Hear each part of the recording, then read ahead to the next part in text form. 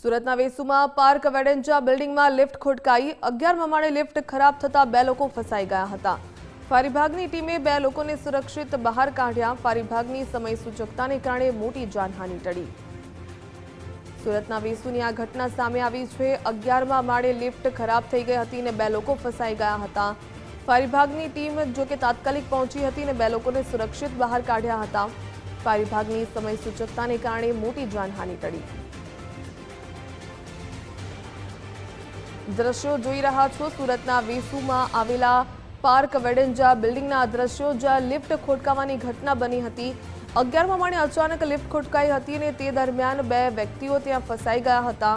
જો કે ફાયર વિભાગ છે તેને તાત્કાલિક જાણ કરવામાં આવી અને તેમણે 2 લોકોને સુરક્ષિત રીતે બહાર કાઢ્યા। જો કે કયા કારણોસર આ લિફ્ટ ખોટકાઈ તે સામે નથી આવ્યું। ફાયર વિભાગની સમય સૂચકતાને કારણે હાલ તો મોટી જાનહાનિ ટળી ગઈ છે।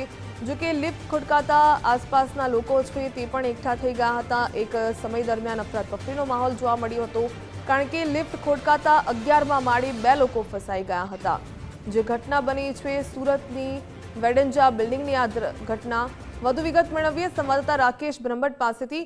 રાકેશ, વેસુમાં વેડેન્જા બિલ્ડિંગમાં લિફ્ટ ખોટકાવાની ઘટના બની હતી, સમગ્ર મામલો શું છે, કયા કારણોસર લિફ્ટ ખોટકાઈ, વધુ શું વિગત?